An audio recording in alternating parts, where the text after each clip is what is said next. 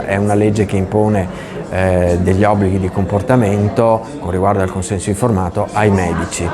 La domanda è se questi principi sono trasponibili anche all'attività professionale degli psicologi oppure no.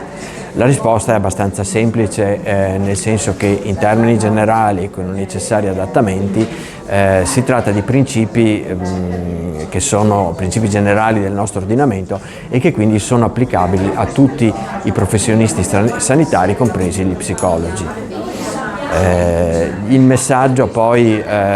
riguarda soprattutto le finalità e il contenuto, ecco il messaggio che vuole dare questo convegno, le finalità e il contenuto del consenso informato, che significa prendere consapevolezza che non si tratta di un adempimento burocratico, ma di un processo dialogico tra il professionista e il cliente che deve precedere la prestazione professionale, per mettere il paziente in condizione di